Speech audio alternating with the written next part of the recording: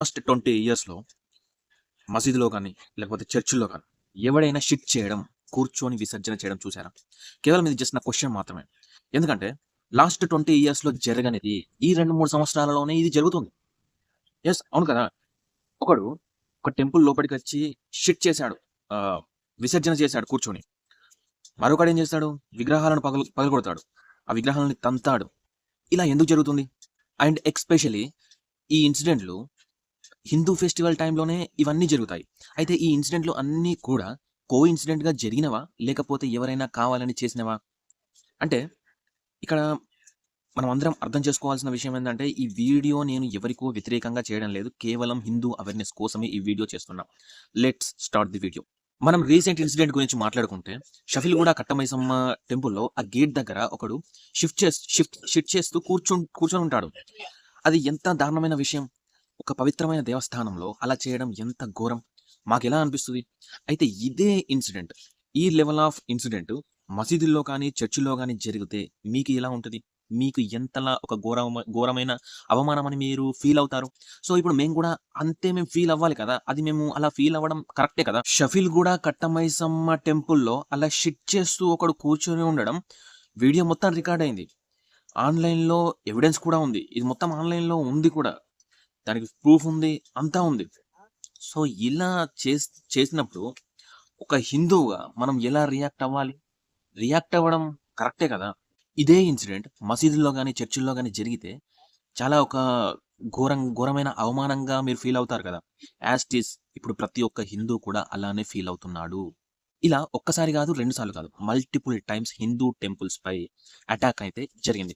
So, ఒకడు ఎవడో వస్తాడు. ఒక రకంగా అటాక్ చేస్తాడు, వెళ్ళిపోతాడు. నెక్స్ట్ పోలీసులు వస్తారు, అతన్ని అరెస్ట్ చేస్తారు.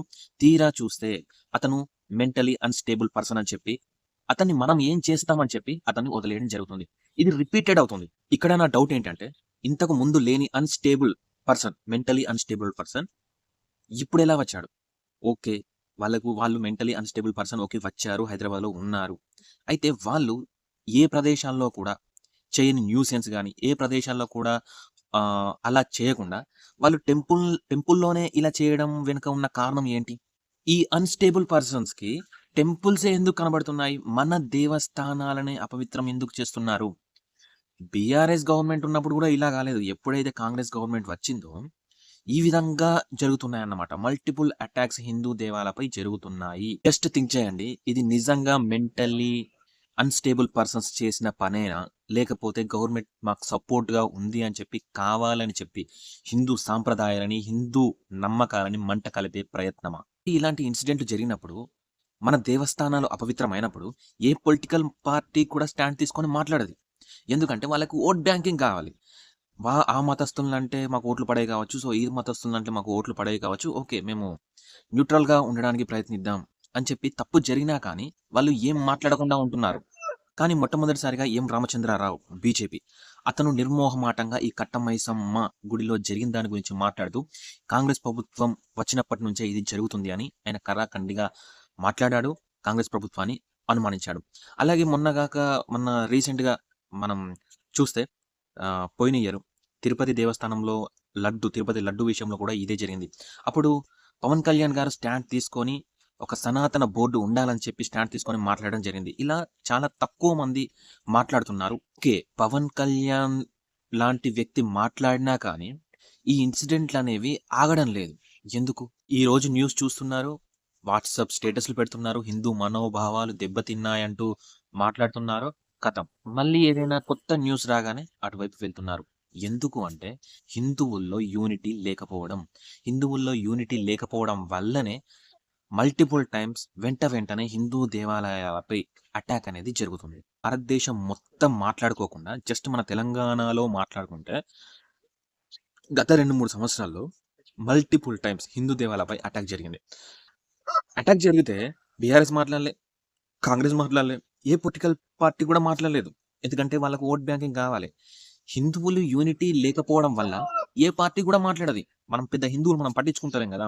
పట్టించుకున్నా ఒక్కరోజు పట్టించుకుంటాం, 2 రోజులు పట్టించుకుంటాం, మూడో రోజు మర్చిపోతాం. సో, అలానే పొలిటికల్ పార్టీస్‌కి ఎందుకు మనం మాట్లాడకపోతే, మన సమస్య మనం మాట్లాడకపోతే వాళ్ళెందుకు మాట్లాడతారు? 2, 3 సంవత్సరాలలో మనం చూసుకుంటే గనక సికింద్రాబాద్ ముత్యాలమ్మ టెంపుల్ ఆహ్, టెంపుల్‌కి వచ్చి ఒక నాన్ హిందూ టెంపుల్‌లోకి వచ్చి విగ్రహాన్ని తన్ని, అంగడంగడి చేసి, విగ్రహాన్ని పడేసి అక్కడి నుంచి వెళ్ళిపోయాడు.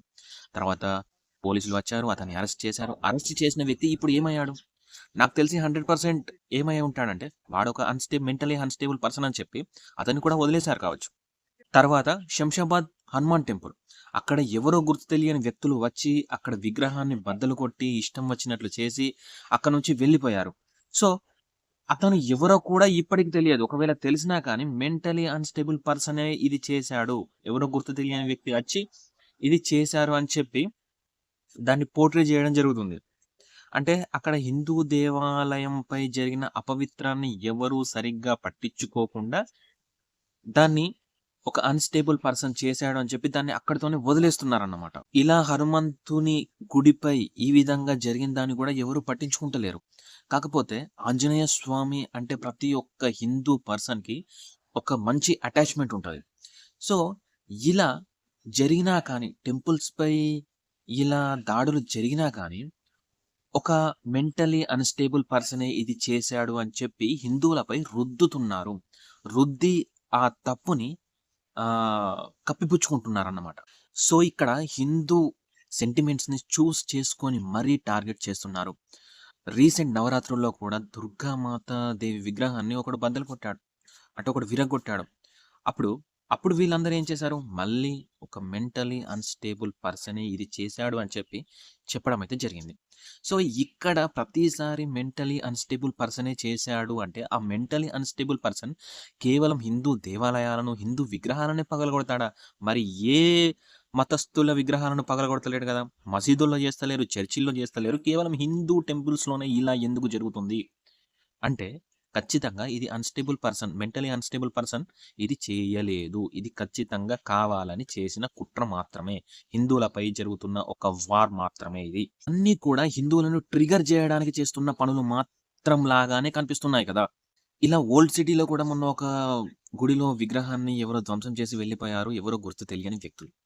సో, వాళ్ళు ఎవరో, ఏంటో, ఎక్కడున్నారో ఇప్పటి వరకు కూడా తెలియదు. అయితే ఇక్కడ చాలామంది హిందువులు హిందూ దేవాలయాల కోసం ప్రొటెస్ట్ అయితే చేస్తున్నారు. అయితే ఈ ప్రొటెస్ట్ అనేది కేవలం టెంపుల్స్‌కి మాత్రమే పరిమితం అవ్వద్దు. ఎందుకు అంటే ఈ టెంపుల్స్ వెనుక జరిగే దాడి వెనకాల ఒక చాలా పెద్ద కుట్రే ఉంది అని నేను అనుకుంటున్నాను. ఎందుకంటే ఇది కేవలం టెంపుల్స్ పైన జరిగే దాడి మాత్రమే కాదు. ప్రతి విషయంలో, ప్రతి స్టేజ్‌లో హిందువులపై ఒక చాప కింద నీరులా ఈ దాడి అనేది జరుగుతుంది. అది రోజు రోజుకి చాలా ఉధృతంగా కూడా మారే అవకాశం ఉంది. సో, ఈ ప్రొటెస్ట్ అనేది కేవలం టెంపుల్స్ పైనే ఉండకూడదు. ఈ ప్రొటెస్ట్ అనేది ప్రతి విషయంలో లేబర్ దగ్గర నుంచి పై స్థాయి దగ్గర వరకు ప్రతి విషయంలో కూడా ఈ ప్రొటెస్ట్ అనేది కొనసాగాలి అని నేను కోరుకుంటున్నాను. ఎందుకు అంటే చాలామంది నాన్ హిందూస్ హైదరాబాద్‌కొచ్చి బతుకుతున్నారు. చాలామంది నాన్ హిందూస్ ఎక్కడి నుంచో వచ్చి ఇక్కడికి బతుకుతున్నారు. ఓకే. అలా బతకడం వల్ల హిందువుకు ఆహ్, పోయేదేం లేదు. కాకపోతే వాళ్ళు టెంపుల్స్‌పై దాడి చేయడం, హిందువులకు దక్కే కొన్ని విషయాలు దక్కకుండా చేయడం ఆహ్, ఇలాంటివి చాలా జరుగుతున్నాయన్నమాట. దీని గురించి ఇంకో వీడియోలో నేను క్లియర్‌గా మాట్లాడతాను.